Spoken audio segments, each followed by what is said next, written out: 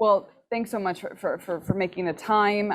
As always, Senator King, I mean, exciting news that this is finally passed after so much work has gone into this. I mean, what's your reaction to this finally going through? Well, Hannah, I'm really happy on two levels. One, I'm happy about the bill. It's a great bill. It's going to mean a lot to the country and a lot to Maine. I just checked in with the White House.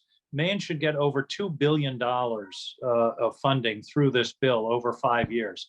Highways, bridges, transit, EV facilities, but also the big one for me is broadband. So that's great news. The other great news is it got 69 votes, 69 to 30. That's a solidly bipartisan bill. It's been picking up support from Republicans each vote we've had this week. And this shows that we're able to get things done down here. Democracy actually can work every now and then. And I think it's a real tribute to the people that negotiated the bill, to leaders on both sides in both parties. The White House was directly involved. This is the way things are supposed to work. So a great result for Maine and for the country. Well, Senator King, you touched on this, but how is this going to directly affect Mainers? Well, as I mentioned, if I can get the numbers that I recall, about a billion three for highway and road repairs. Anybody that drives around Maine knows that we have our share of potholes and frost heaves. 225 million for bridges. That's huge. Bridges are, we've got bridges throughout Maine, and then. But the big one for me is it will be well over $300 million for broadband.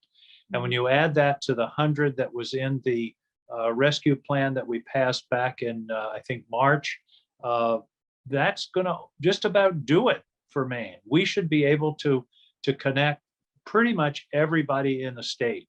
I don't want to overpromise, but those are we will have over $500 million worth of funding for broadband in Maine.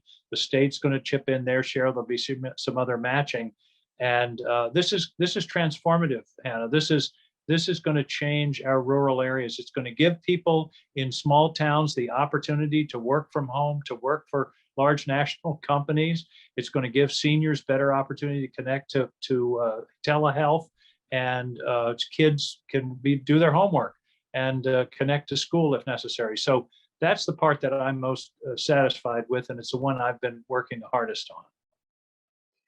And that kind of carries into my next question, which was what area of this bill were you contributing to predominantly? Well, the one I've been most interested in and following most closely is broadband. I've been the first op-ed that I wrote in 2012 in the Portland newspaper about my candidacy and what we needed to do was about broadband. So this has been a 9-year quest for me. And the bill I think is really good, the way the money will be distributed. I had a staff member in Maine who has been a key part of these negotiations. So this has been this is a huge achievement for the country, not for me. I don't care about credit. I just am glad that it's done. And Jean Shaheen worked very hard on it from New Hampshire. Susan Collins was a key negotiator. So this is a really good bipartisan accomplishment for the country. Certainly is. Just checking my notes here. Any sense of how much in total is going to come to Maine? I think it'll be something over 2 billion, which is a pretty significant number. Now, you got to remember, this is over 5 years. And the other thing I should mention is it's paid for.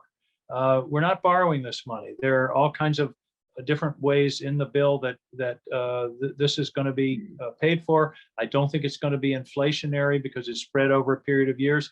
And these are investments that will bear return in terms of efficiency. I mean, just drivers in Maine and businesses in Maine pay a huge cost for bad roads, whether it's in repairs or poor mileage, whatever.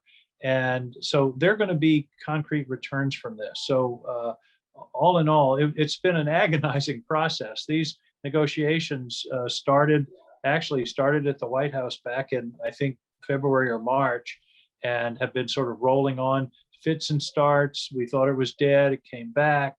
But this is a big day, and you can tell I'm excited because it's not often that we have something that you can say will really be transformative for the country, and this is one of those steps. Hannah, the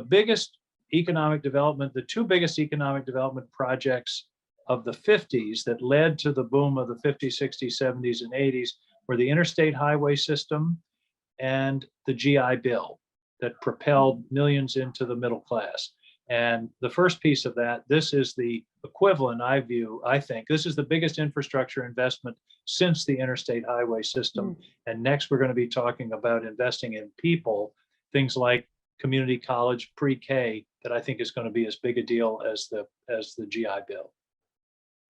Well, you touched on my final question for you, Senator King, is that for all the frugal Mainers who might be looking at anything coming out of Washington, a bill with that T, that trillion on it, who their thoughts might jump to, to high taxing spending. What's your response to their concerns?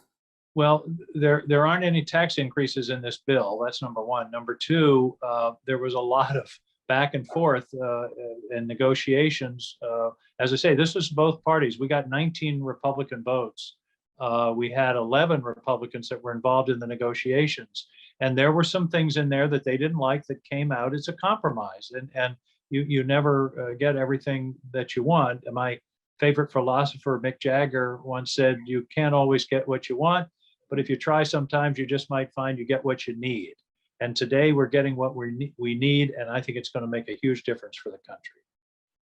Well, always a pleasure speaking with you. I know you're a busy man, so that's it for me. Jeff, thank you, Hannah. Great to be with you. Thank you. Always great to speak with you. I think that's great. Thank you, Hannah.